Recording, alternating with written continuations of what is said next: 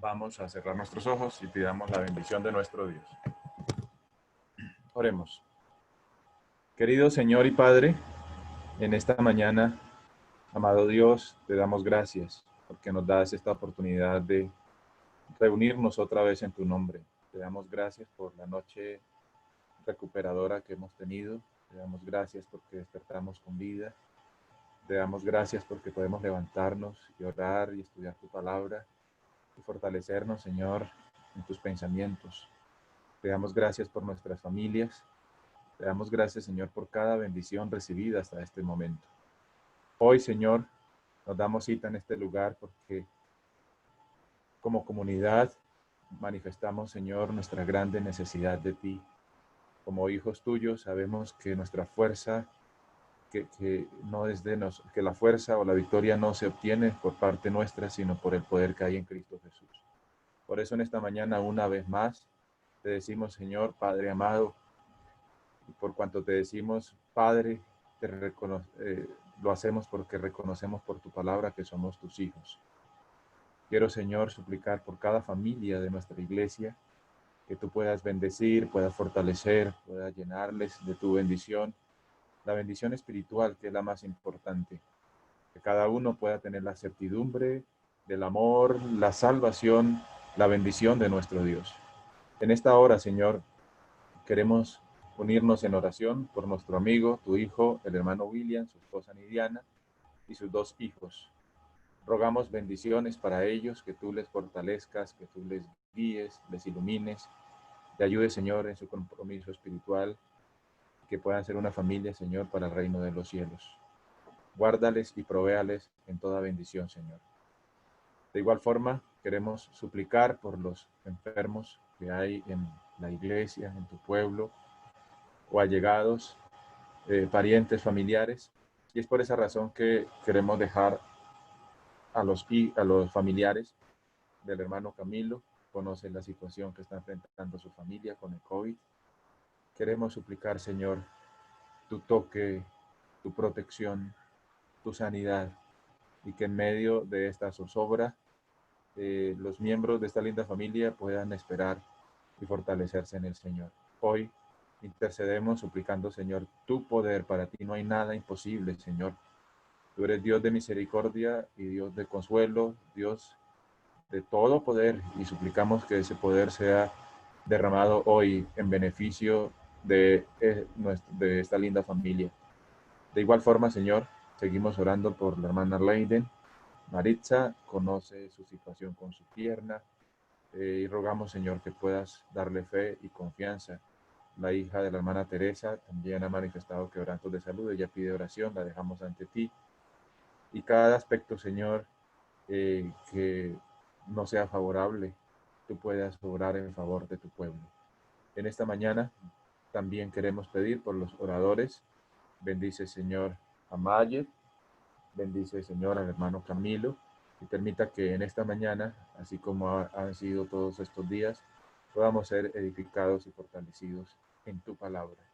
Bendícenos, oh Señor, con tu Santo Espíritu lo necesitamos, y permítanos sonreír este día, vivir para ti, aprovechar para testificar y aprovechar el tiempo, porque esa es una característica de los hijos de Dios. Lo pedimos todo en el nombre de Jesús. Amén. Amén. Bueno, familia, vamos a darle el paso. Yo no sé si está allí nuestra queridísima Mayet. Mayet, ¿sí está allí? Oh, sí, está toda linda. Mayet, bienvenida, toda sonriente, toda juiciosa. Qué lindo ver los niños en estas mañanas. Mayet, bienvenida. Dios te bendiga. Hola hermanos, feliz día para todos. Espero que se encuentren muy bien. Damos gracias primeramente a Dios porque nos da la oportunidad de hablar y estudiar su palabra. Damos gracias a la hermana Yolanda y al Ministerio de Oración por darnos la oportunidad a los niños de participar. Seguimos con la lectura del libro de la oración, capítulo 15, titulado El ejemplo de Jesús en la oración. La vida de oración de Jesús, el secreto de su poder. Yo leí este párrafo y me pareció hermosísimo. Jesús, cuando se preparaba para una gran prueba o para algún trabajo importante, se retiraba a la soledad de los montes y pasaba la noche orando a su Padre. Hermanos, ¿qué era lo que hacía Jesús? Dice, se retiraba a la soledad de los montes y pasaba toda la noche orando a su Padre, para que su Padre lo ayudara en ese trabajo tan importante para que al final le saliera bien. Ese era el secreto del poder de Jesús, orar antes de hacer un trabajo importante para que su Padre Celestial lo ayudara al final.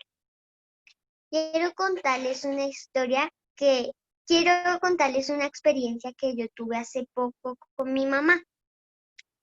Mi papá compró unos libros de Dios para repartir a los amigos y vecinos. Mi mamá me invitó a hacer un trabajo muy importante para Dios. Era ir a repartir esos libros. Días antes estuvimos orando por las personas que van a recibir esos libros, para que los leyeran, los disfrutaran, los aprendieran de Dios y los leyeran todo el tiempo. Entonces, al fin llegó el día de ir a entregar los libros. Cuando ya estábamos abriendo la puerta de la casa, oramos por lo mismo de las personas. Ya íbamos saliendo de la casa, yo estaba muy nerviosa. Entonces empezamos a entregar los libros y todos nos lo recibían, me daban las gracias, yo les decía que los leyeran y que los disfrutaran. Todas las personas nos lo recibieron. Mi mamá y yo nos propusimos hacer un trabajo muy importante para Dios.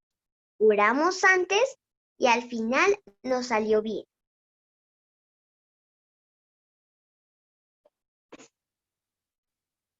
No van a creer lo que me pasó. Días antes yo también estuve orando porque quería unos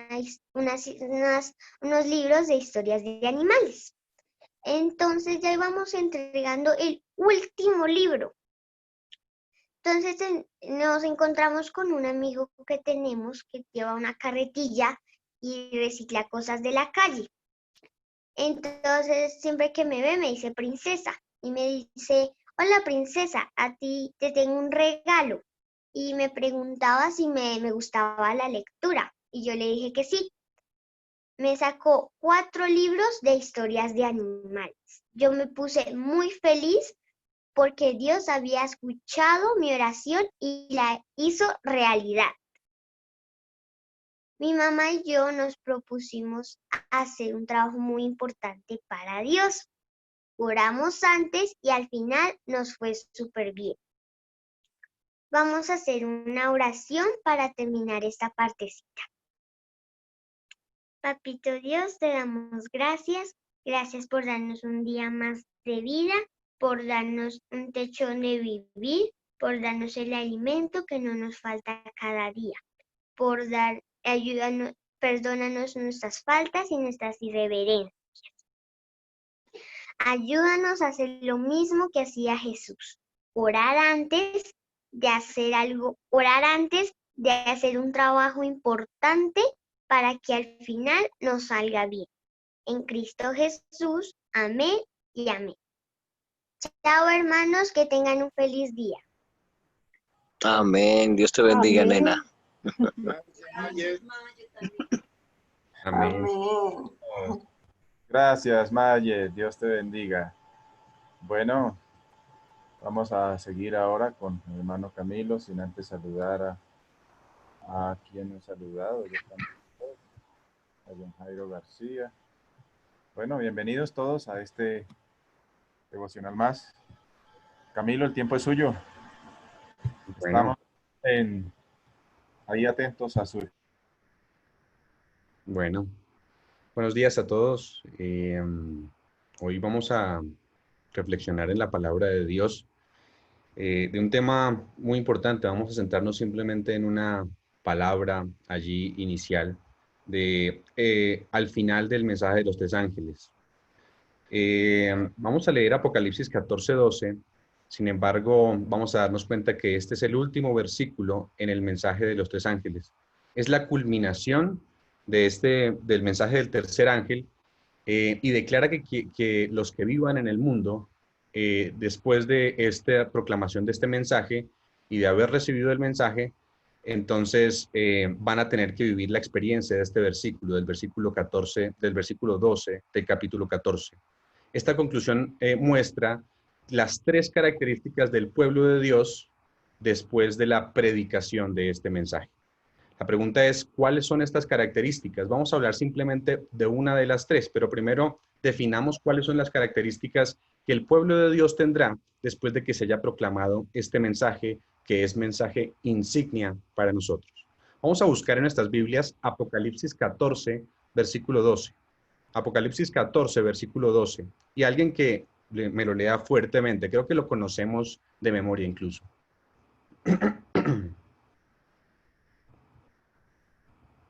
Aquí está la paciencia de los santos, los que guardan los mandamientos de Dios y tienen la fe de Jesús. Muy bonito.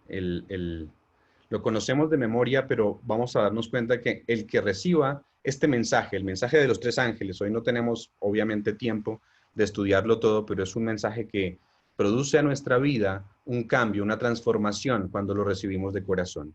Sin embargo, la conclusión es esta: el que reciba el mensaje de los tres ángeles va a tener tres cosas que menciona aquí: paciencia, la paciencia de los santos; guardará los mandamientos de Dios; y tendrá la fe de Jesús. Esta es la generación final que tendrá estas características. Pero hoy simplemente vamos a centrarnos en una de esas tres palabras, y es la primera característica, y es la paciencia de los santos. Vamos para esto a leer Apocalipsis 13, desde el versículo 9 hasta el 10, para saber en qué momento histórico el pueblo de Dios va a necesitar esta paciencia. El marco histórico o el contexto donde el pueblo de Dios necesita esta paciencia y también la fe de los santos se encuentra allí, en Apocalipsis 13, 9 y 10. Alguien que esté allí también y que lo lea. Antes de leerlo, quiero decirles que la bestia o el cuerno pequeño de Daniel 7, aquí en este capítulo, ha recibido su herida de muerte o recibe su herida de muerte y está por un tiempo inactivo. Después de un tiempo, esta herida de muerte será sanada. Este poder lo que va a hacer es gobernar al mundo una vez más. Habla entonces más adelante va a hablar de una bestia, de una imagen de la bestia, y va a dar una explicación, ¿cierto? Pero para dar una explicación breve, la bestia, específicamente aquí antes de este versículo, ha recibido una herida de muerte. Todos conocemos, los que son adventistas de mucho tiempo, que ha recibido una herida de muerte en el año 1798. El poder eclesiástico que gobernó durante 1260 años, Francia, en ese mismo año, le suministra una herida mortal. Después de hablar entonces de la caída de este poder, de esa herida mortal que recibe, entonces es el contexto de los versículos que leemos. No sé si quién tiene ya Apocalipsis 13, versículo 9 y versículo 10. Nos vamos a centrar. Eso, muchas gracias. 9 y 10. ¿Ves capítulo qué? ¿13 o 9? Capítulo 13, versículo 9 y versículo 10. Bueno, bien. Dice, si alguno tiene oído, oiga. Si alguno lleva en cautividad, va en cautividad. Si alguno mata a espada debe ser muerto. Aquí está la paciencia y la fe de los santos. Quiero decirles que este mismo capítulo los viernes lo estamos revisando. El próximo viernes tendremos aquí una explicación detallada, pero sin embargo, como no es nuestro objetivo estudiarlo detalladamente, porque vamos a hablar simplemente de la paciencia de los santos, aquí nos está diciendo de un contexto. Termina igual este versículo que el mensaje que al final del mensaje de los tres ángeles que acabamos de leer en Apocalipsis 14, 12. Aquí está, dice este versículo también, la paciencia y la fe de los santos. Pero vamos a hallar el marco histórico. Esta declaración se encuentra después de que este poder ha recibido la herida mortal, después de que Roma papal ha recibido la herida mortal y antes de que se levante una bestia de la tierra que va a establecer un decreto de muerte y como si ustedes siguen leyendo, va a prohibir comprar, vender, va a poner una marca específicamente allí. Pero lo importante que tenemos es el contexto. Entonces, la declaración se encuentra después de que la bestia recibe su herida mortal y antes de que se establezca este decreto de muerte que prohíba comprar y vender. Estos eventos están cercanos en el futuro, ¿no? Todo lo que está ocurriendo nos lleva hacia allá. Están descritos, incluso si ustedes quieren ir más profundamente, pues están descritos en Apocalipsis desde los versículos, desde el 11, el siguiente versículo, hasta el 18. Pero lo importante es que esta declaración se da después de que la bestia recibe su herida de muerte y antes de que recupere su poder completamente. Dios necesita, y quiero decirles esto muy solemnemente, Dios necesita y necesitará una generación que cuando llegue esta crisis tenga la paciencia de los santos y también tenga la fe de Jesús. Es muy importante esto. Necesita Dios un pueblo que tenga estas características. La pregunta es, ¿tenemos las características? Pero averigüemos qué es lo que nos quiere decir Apocalipsis específicamente aquí, cuando habla de la paciencia de los santos. Quiero decirles que en el Nuevo Testamento hay dos palabras que se utilizan para la palabra paciencia, ¿sí? Dos palabras allí desde el griego. Una de ellas, que no es la que usa este versículo, es la palabra macrosumía. La palabra macrosumía. La palabra macrosumía quiere decir sufrir largo, pero como dije, no es la palabra de Apocalipsis 13:10 y tampoco la del 14:12 que acabamos de leer. Pero esta palabra macrosumía significa resignarse ante el sufrimiento y esperar que Dios intervenga para ayudar. La palabra que se utiliza aquí en estos versículos no es macrosumía, pero es la palabra hupomone. Se la pueden grabar allí. Hupomone. Esta palabra hupomone se puede traducir mejor como perseverancia. Es una paciencia diferente, ¿sí? La mejor traducción entonces sería, aquí está la perseverancia de los santos. Es la misma palabra que se utiliza allí en el famoso texto de Mateo 24:13. No sé quién se lo sabe o quién lo tiene allí y lo puede leer. Mateo 24:13. ¿Qué significa? Es la misma palabra que está allí, hupomone, una perseverancia que es activa. Mateo 24:13, ¿qué dice?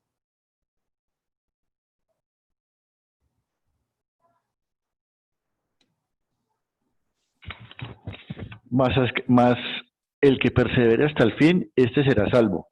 Ah, muy bonito, dice aquí, mas el que persevere hasta el fin, este será salvo. La misma palabra que dice allí, aquí está la paciencia de los santos, la perseverancia, mas el que persevere, el que tenga la paciencia, entonces este será salvo. Entonces se debe traducir esta palabra más bien perseverancia, una paciencia activa, una paciencia perseverante. No solo es el que espera a Dios y se queda con brazos cruzados, sino el que además de esperar, insiste a Dios. Una paciencia que está en continua petición. Esta es la clase de fe, esta es la clase de paciencia que el pueblo de Dios va a necesitar.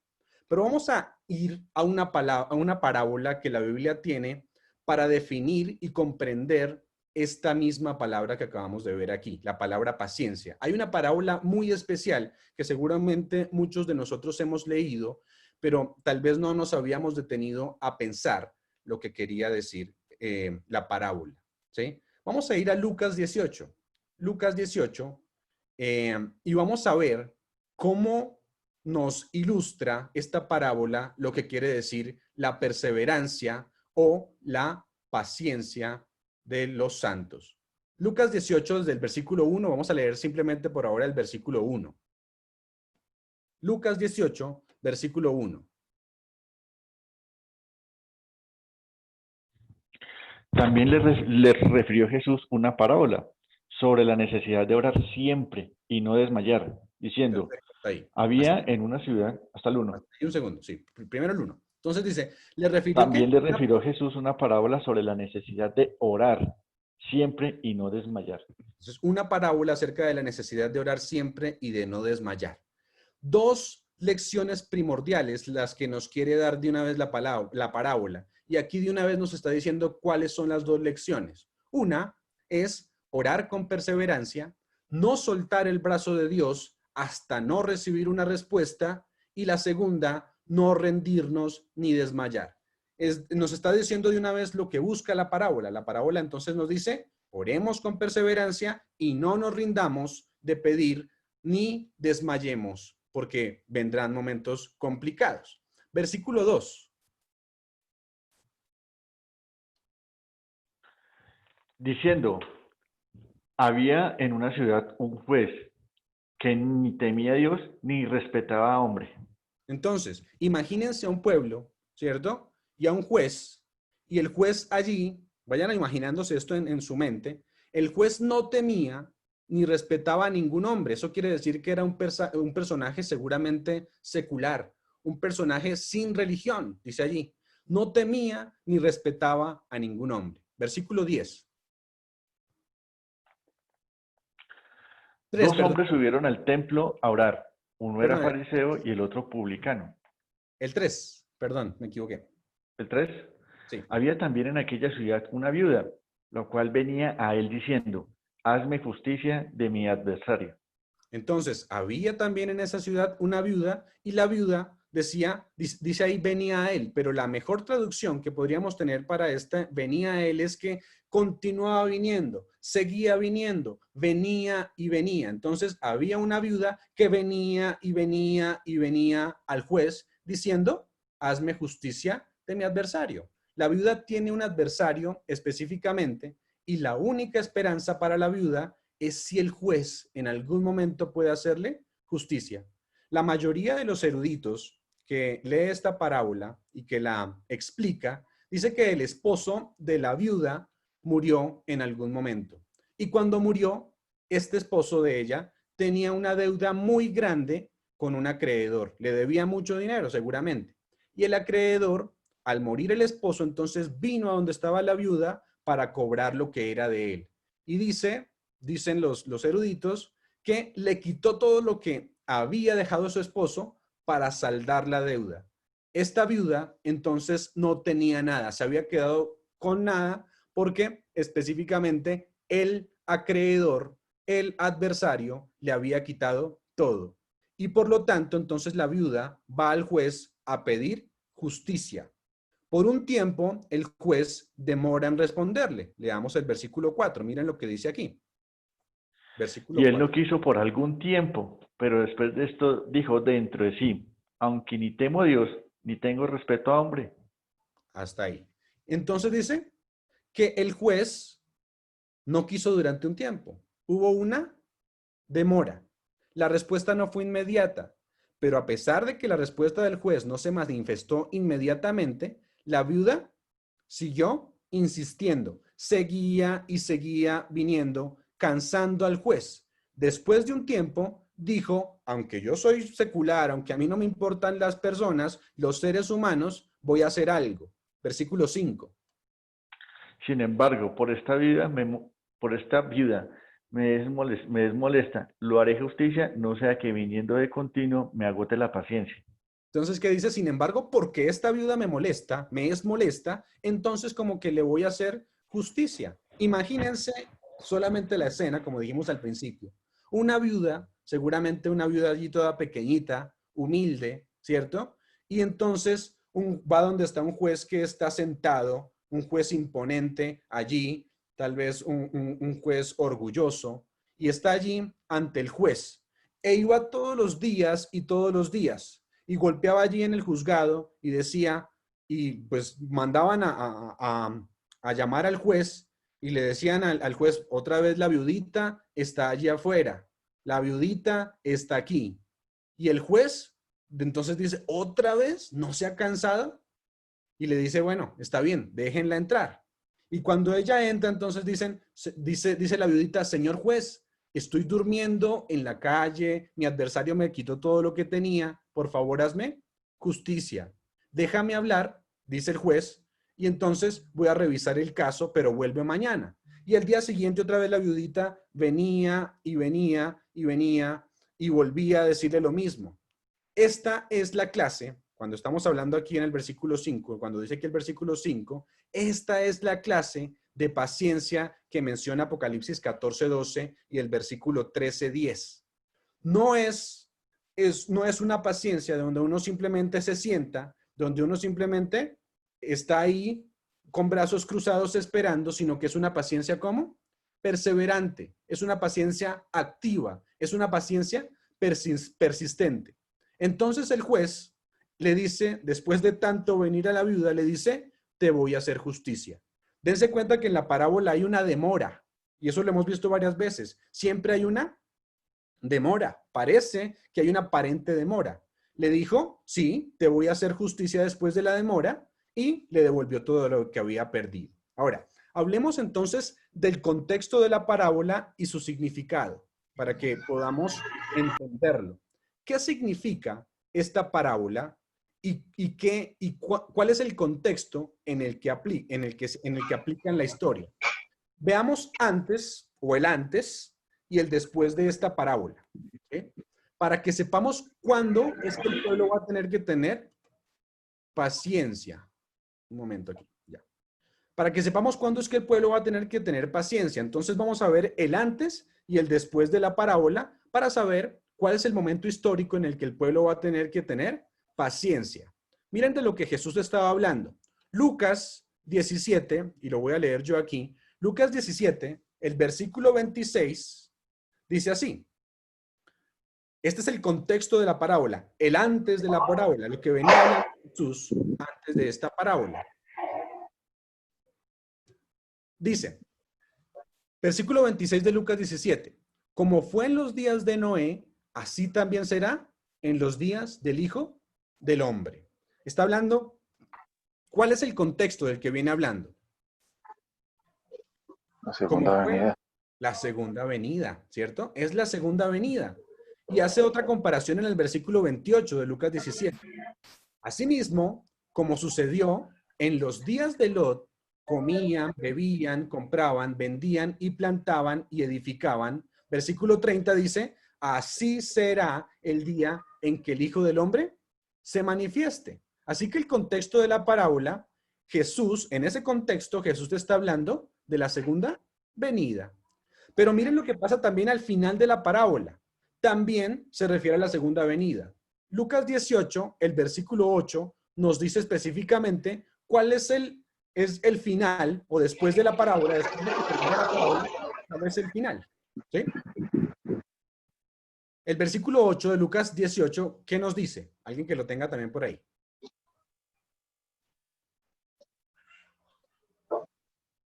Déjenme lo leo entonces. Dice, os digo que pronto les hará justicia. Pero hace una pregunta. Pero cuando venga el Hijo del Hombre, ¿hallará qué? ¿Fe en la tierra? Es decir, la parábola comienza en el marco histórico de la segunda venida y termina ¿en dónde? En el marco histórico también de la segunda venida. Elena de White captó este marco histórico específicamente. En palabras de vida del gran maestro, allí en la página 113, hay un párrafo que nos dice el contexto histórico de la parábola. Dice así, Cristo había estado hablando del periodo que había de preceder inmediatamente a su segunda venida y de los peligros por los cuales deberían pasar sus discípulos.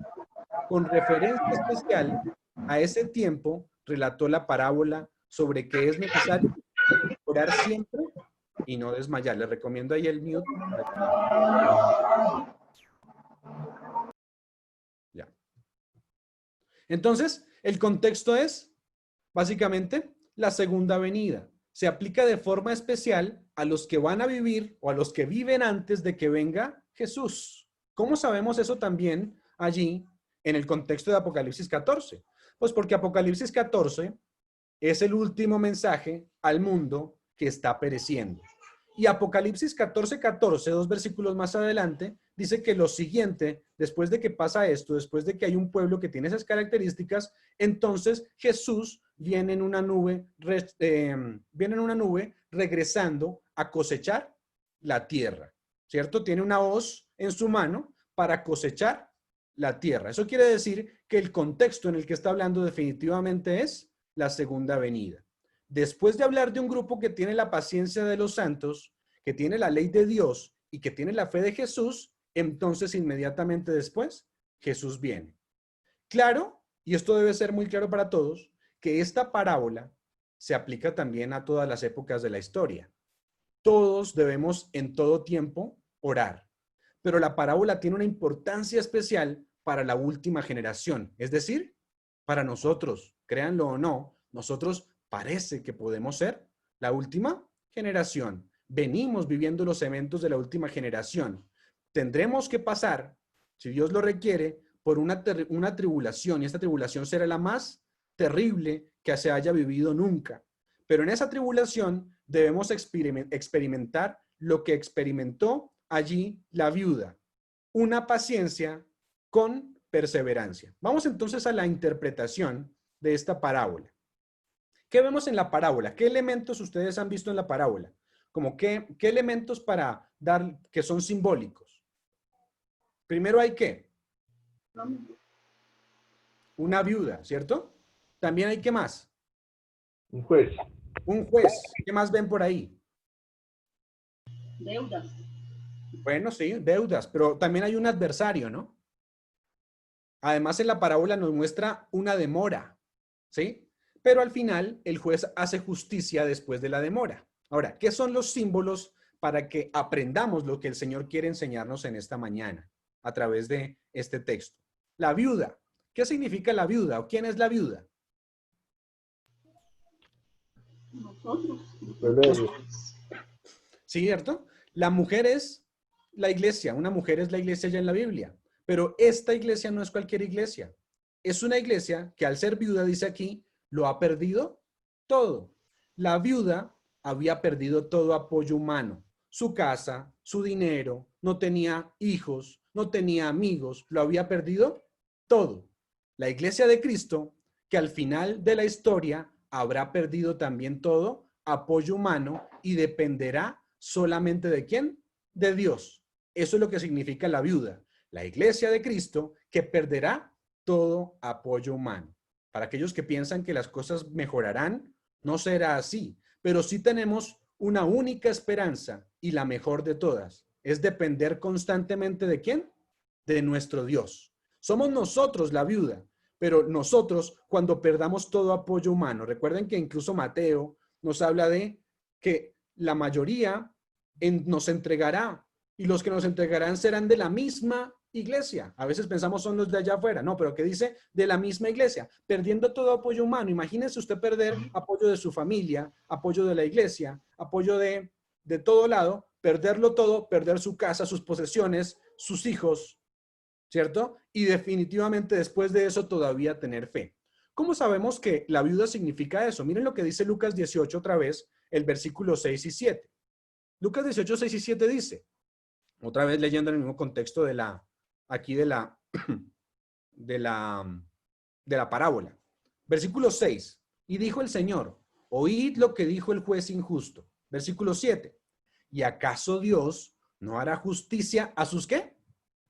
A sus escogidos que claman a Él día y noche. ¿Se tardará entonces Él en responderles? Entonces la viuda representa ¿a quién?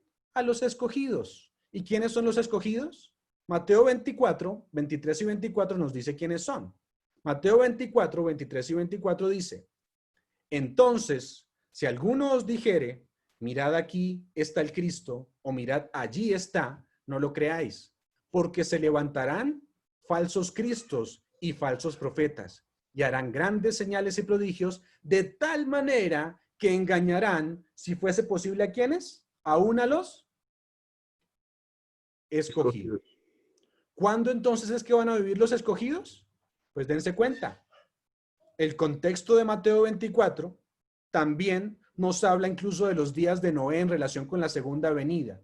Los que se van a parar en medio de los engaños más difíciles de este mundo y que no serán engañados. Los que vivan en los últimos momentos de la historia de este mundo y que necesiten completamente del Señor Jesús. una iglesia que lo habrá perdido todo. Así que la viuda simboliza una iglesia que lo habrá perdido todo, pero sigue confiando en su Señor. Los escogidos. Ahora, ¿quién es el juez?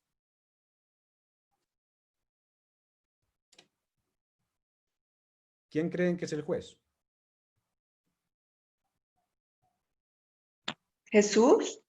Sí, no cabe duda que es Dios el Padre. No es Jesús específicamente, pero sí es Dios el Padre. ¿Sí? ¿Por qué lo sabemos? Dice el versículo 7. ¿Y acaso Dios no hará justicia a sus escogidos que claman a Él de día y de noche? ¿Se tardará Dios en responderle?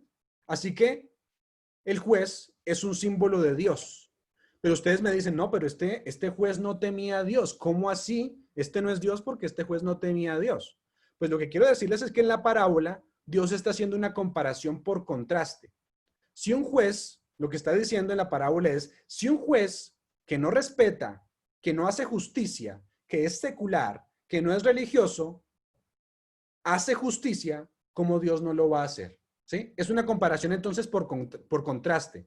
Si un juez injusto lo hace, cuanto más Dios, que es justo, que es nuestro Dios, nuestro Padre, no va a responder porque nos ama. ¿Sí? Es lo que está diciendo allí. El juez entonces es Dios y la viuda, la iglesia o los escogidos, la última iglesia que viva escenas complicadas de la historia. Ahora, ¿quién es el adversario? Ese sí es claro, ¿no?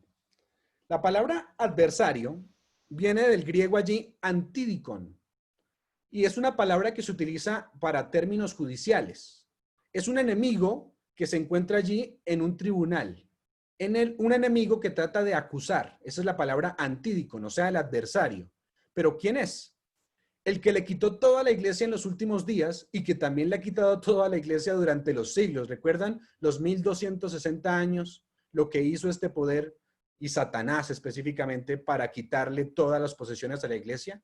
Eso mismo se repetirá y en el futuro también le quitará todo lo que posee. Primera de Pedro 5:8, ¿qué nos dice? Mire que habla de la palabra antidikon.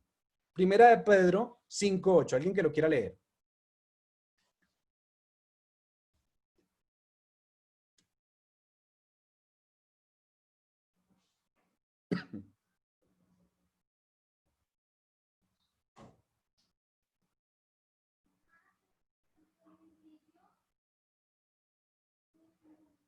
¿Alguien lo tiene por ahí?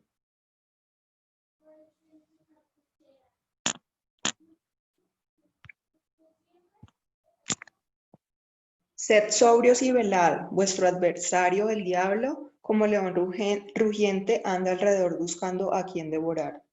Entonces debemos ser sobrios y debemos velar porque nuestro adversario, el antidikon, o sea que está utilizando la misma palabra allí, el diablo anda como león rugiente buscando a quién devorar. Es la misma palabra griega y representa específicamente entonces a quién, a Satanás. La última iglesia, el remanente que ha recibido el mensaje de los tres ángeles, esa iglesia pasará por circunstancias parecidas. La última iglesia tiene la fe de Jesús y la que guarda los mandamientos de Dios pasará entonces circunstancias iguales a los de esta parábola. El adversario va a quitarle todo a los escogidos. Y vuelvo a repetir, casas, posesiones, amigos, libertad, incluso a algunos les va a quitar la vida. Estarán dispuestos a pagar con la muerte, seguir a Jesús, con la perseverancia. La única esperanza de la iglesia, ¿quién es o qué es? ¿Quién es? El juez. Es la única esperanza que tiene la iglesia. La pregunta es, ¿Dios va a responder inmediatamente en ese momento? ¿Ustedes creen que va a responder inmediatamente Dios cuando esto ocurra? ¿Es posible? No. Se va a tardar. No va a Se va a responder. tardar para desarrollar la paciencia. Exacto, entonces no va a responder inmediatamente, ¿no? El juez se demora en responder, ¿cierto? Pasará por un tiempo el pueblo, los escogidos, pasarán por un tiempo de angustia cual nunca hubo desde que exista gente en la tierra. Cuando clame a Dios, parece que Dios no responde, pero hará justicia al final. Sin embargo, va a haber una demora. Lo dice Lucas 18, el versículo 7. Dice, ¿y acaso Dios ¿No hará justicia a sus escogidos que claman a él día y noche? ¿Se tardará en responderles? Y sí, demora el juez en hacer justicia. No tenemos ni la menor idea de cómo va a ser ese momento de angustia de Jacob. El mundo, imagínenselo en su peor situación, y al imaginárselo en su peor situación, la situación todavía será peor. Una generación que tiene la paciencia de los santos y a costa de su propia vida estará dispuesto a darlo todo.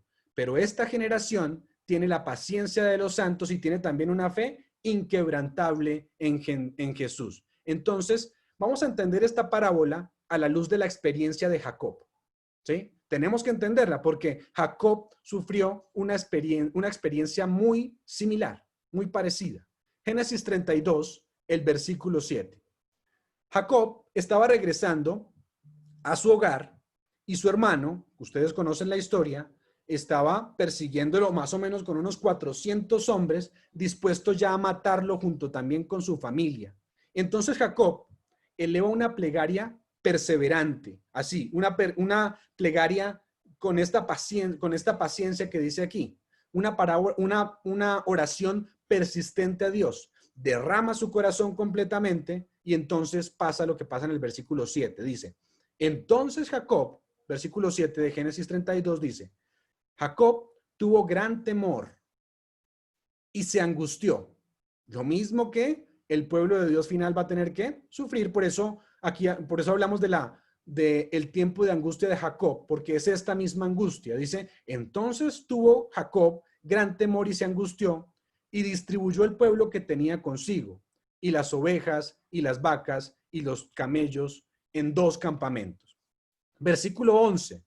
Dijo y clamó Jacob, líbrame ahora de la mano de mi hermano, de la mano de Esaú, porque le temo, tenía miedo, no venga acaso y me hiera la madre con los hijos.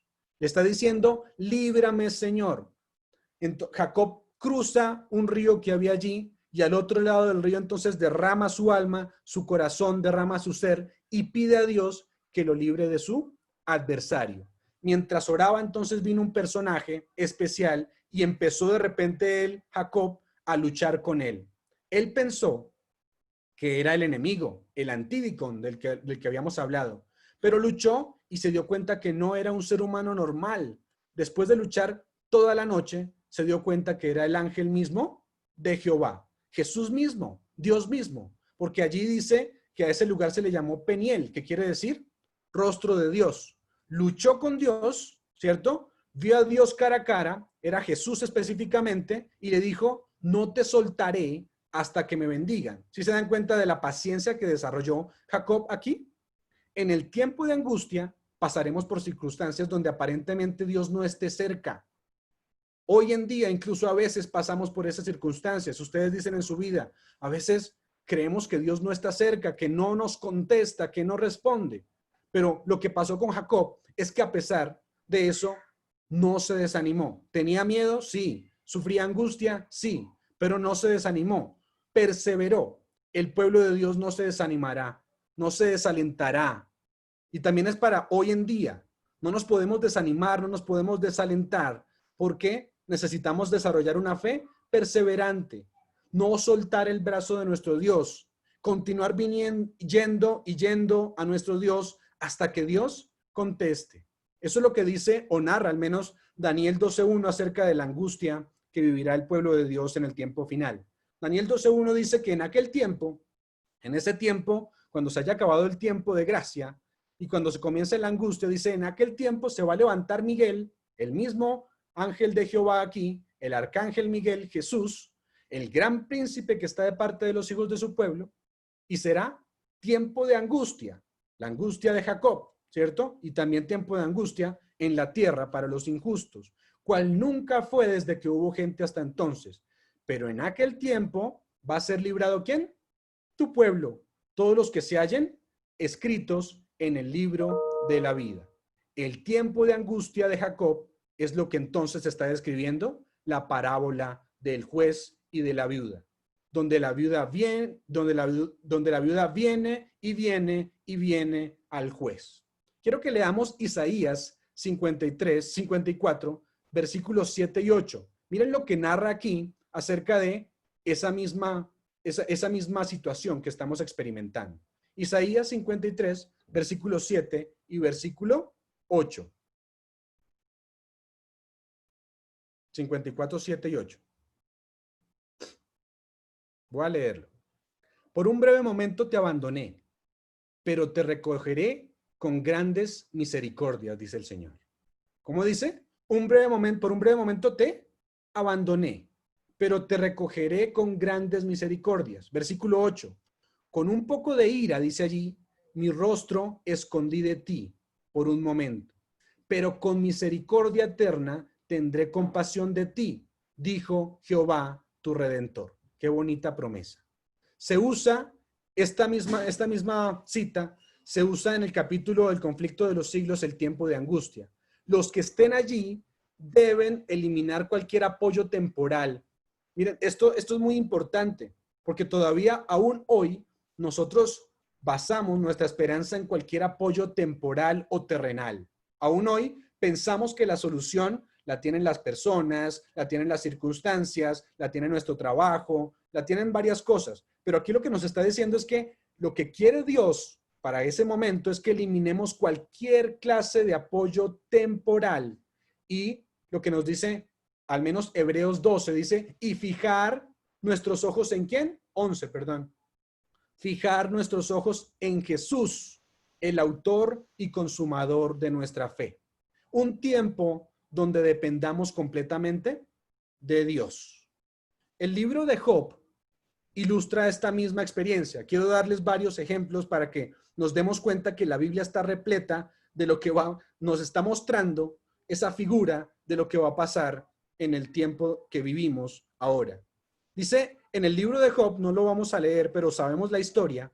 En el libro de Job viene el adversario, el Antidicón, ¿se acuerdan allí? Se presenta ante Dios y entonces le dice y comienza a decir que no has considerado a tu siervo Job, que si tú le quitas todo, aunque él es temeroso, ¿cierto? Le dice Dios, aunque él es temeroso, pero Satanás le dice, aunque eso pasa, tú no le has quitado las cosas, pero si le quitas las cosas, él va a renegar de ti. Muchos creen que en el libro de Job, cuando aparece allí Satanás, después desaparece, pero no, Satanás no desaparece en el capítulo 1 y 2. No aparece más adelante en el capítulo como Satanás, pero va a aparecer siempre va a aparecer como el Leviatán, ¿sí? Pero ¿qué pasó con Satanás? Le quitó a Job como a la viuda le quitó todo apoyo. ¿Le quitó qué? Sus casas, le quitó sus bestias, le quitó sus hijos, sus hijas, su esposa que renegó de él, le puso enfermedad y además los amigos también lo acusaron. No tenía ningún apoyo humano. De Job desde el capítulo 3 al capítulo 37 está en una charla con Dios y le dice algo así como, ¿por qué no me oyes, Señor? ¿Por qué tardas en contestar? ¿Por qué no me contestas? Y la respuesta a Job, ¿cuál es? Es un silencio aparente de Dios. ¿Job tenía esa paciencia entonces perseverante? Sí, Job tenía una perseverancia activa. No se rendía ante las más peores circunstancias. Incluso llegó a decir, aunque me matare, dijo Job. Santiago 5:11 nos narra de Job y dice, he aquí, tenemos por bienaventurados, felices, a los que sufren. Habéis oído de la paciencia de Job, dice allí, y habéis visto el fin del Señor, que el Señor es muy misericordioso y también es compasivo. Job también representa a aquellos que vivirán en el tiempo de angustia, que hayan desarrollado una paciencia activa en las calamidades. La historia entonces termina con un final feliz. Se le devolvió, dice la historia, 2 veces más a Job. Hay otro ejemplo también allí. La mujer cananea. La mujer cananea también tiene esa misma paciencia. Ustedes pueden recordar la historia de la mujer cananea allí en los evangelios. Dice allí que, en los evangelios dice allí que sana, le dice la mujer, llega donde Jesús y le dice, sana por favor a mi hija. Y de hecho los discípulos se paran y dicen, despáchala, Señor, porque te está molestando. Pero ¿qué pasa con la mujer cananea? Ella sigue viniendo, persevera. Jesús incluso le dice, yo soy el enviado a las ovejas de Israel, perdidas de Israel. Pero ella persiste. Y vuelve a Jesús a hablar y decirle, no es bueno tomar el pan de los hijos y dárselo a los perros. Incluso uno podría decir, no, pues incluso hasta la llamó perro, ¿no? Pero lo que estaba haciendo Jesús era probando su fe. De hecho, por eso demoró en responder, para probar su fe. Ella dice al final, sí, yo sé que no es bueno tomar el pan de los hijos para dárselo a los perros, pero, sin embargo, aún los perros comen también de las migajas. ¿Qué fe la de la mujer cananea? Una fe inquebrantable. Ahora, reflexionemos en esto para terminar. Si hoy cualquier cosa que nos pasa en la iglesia, en nuestra vida, nos aleja y nos desanima, ¿cómo vamos a resistir cuando venga lo que es fuerte de verdad? Si alguien hoy se acerca, nos ofende y entonces perdemos la paciencia, ¿cómo vamos a resistir cuando venga lo más difícil? ¿Qué nos hace pensar que en las pruebas grandes, cuando nuestra vida esté en juego, vamos a manifestar paciencia? La paciencia se desarrolla ¿cuándo? Ahora es el momento. Siempre me gusta pensar en el ejemplo de José. Cuando ustedes leen Patriarcas y Profetas, viendo allí la vida de José, dice que José, el día que fue vendido, ese día decidió que él iba a confiar en el Señor. Y cuando llegó la prueba, él pudo confiar. No fue que la desarrolló en el mismo momento cuando tuvo la prueba. No, él ya había decidido tener fe en Dios y había decidido andar en comunión con él para que el Señor le cambiara su vida y para que pusiera en él más fe. La paciencia entonces se debe desarrollar ahora, ¿cierto? La fe de los santos se debe desarrollar ahora y cada día con nuestro Señor en nuestra relación con él. Esto nos llama a tener una comunión directamente con él. Interesante lo que la parábola entonces nos está diciendo. Lucas 18:7 nos dice que, ¿saben ustedes que la experiencia del pueblo de Dios va a ser también semejante a la que vivió Jesús? El pueblo de Dios va a tener que aprender a andar en los pasos de Jesús. Jesús dijo, recuerden, a mí me aborrecieron y a ustedes también. Jesús dice, lo que le pasó al pastor, también le va a pasar a sus ovejas. Él está hablando entonces aquí de los escogidos. Miren el versículo 7. ¿Y acaso Dios no hará justicia a sus escogidos? Y miren lo que dice acá, que claman a él, ¿cuándo? Día y noche. ¿Se tardará en responderles? Aquí dice que claman a él día y noche. Jesús también clamó en la cruz diciendo, Padre, ¿por qué me has desamparado? De hecho, tiene un grito, un clamor fuerte diciendo, Padre mío, ¿por qué me has desamparado? Pero Mateo 26:39 nos dice que el Padre no le contestó inmediatamente. Cuando él pidió allí, también en el Getsemaní, el Padre no le respondió de una vez. Versículo 39 de Mateo 26 dice, yendo un poco adelante, se postró sobre su rostro, orando y diciendo, Padre mío, si es posible que pase de mí esta copa, pero no sea como yo quiero, sino como tú. Le estaba pidiendo que pasara esa copa. Versículo 42 dice, otra vez, segunda vez, oró por segunda vez Jesús diciendo, Padre mío, si no puede pasar de mí esta copa sin que yo la beba, hágase tu voluntad. Y por tercera vez en el versículo 44 vuelve a orar y decir, y dejándolos se fue de nuevo y oró por tercera vez, diciendo las mismas palabras. Jesús clamó también 3 veces, pero el Padre no puede responderle todavía. Finalmente, entonces él clama en la cruz. La misma experiencia que tendrán que desarrollar los seguidores de Jesús.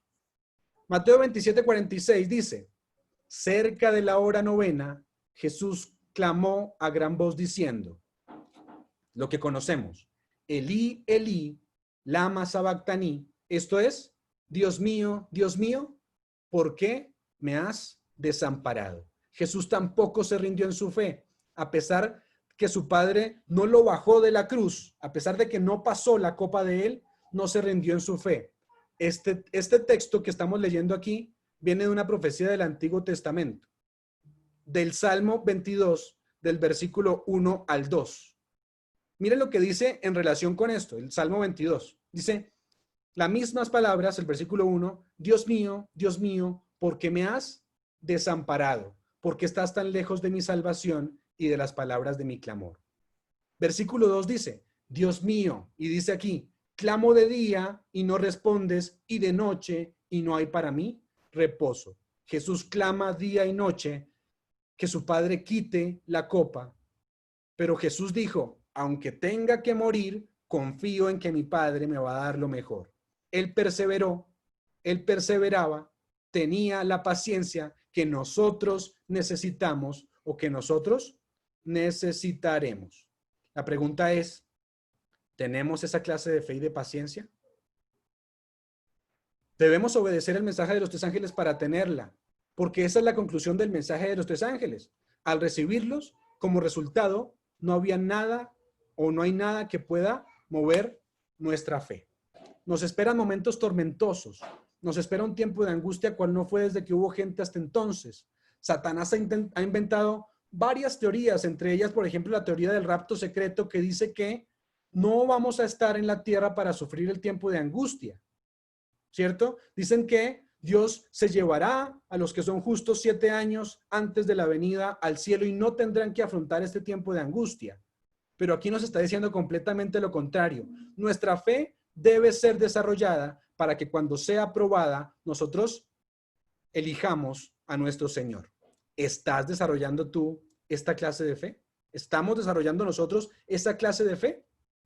Hemos caminado durante mucho tiempo como adventistas. Hay algunos aquí que son adventistas de mucho tiempo y hemos caminado durante mucho tiempo en esta verdad. Algunos otros llevan más poco tiempo. Sin embargo, todos hemos caminado con Jesús. ¿Cuántos hoy quisiéramos decirle a Jesús, yo quiero que me des la paciencia, esa perseverancia de los santos, que me impartas esa fe de Jesús, que me ayudes a guardar tu palabra, Señor, tus mandamientos? Estoy dispuesto, Señor, digámosle, a pasar con tu palabra más tiempo y llevar este mensaje a muchos. No quiero que mi fe, cuando tenga que ser probada, sea sacudida. Hoy es el día entonces de reconsagrar nuestras vidas a Jesús y de pedirle que esta paciencia sea desarrollada en nuestras vidas. Que el Señor nos bendiga, que nos ayude a estar en comunión con Él, a pasar nuestro tiempo en comunión con Él para desarrollar esta fe y esta paciencia que necesitamos. Que perseveremos cuando los momentos sean complicados y que aún hoy, cuando vengan las dificultades, los momentos difíciles, nosotros sigamos perseverando porque, como dice la palabra de Dios, sabemos en quién hemos creído. Amén. Vamos entonces a orar. Amén. Oremos allí donde están. Señor, una vez más te damos gracias porque nos has regalado este mensaje, Señor.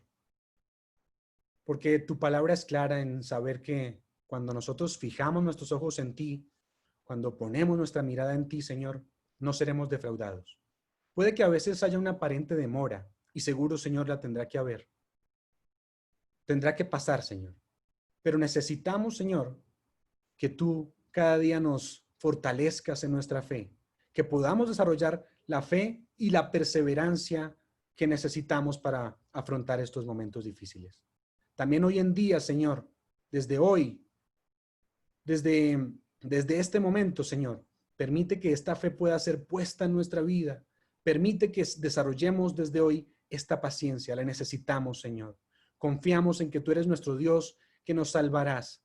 Gracias, Señor, porque eres misericordioso, porque eres tardo para la ira, porque nos has escogido un día y porque nos tienes para grandes cosas, Señor.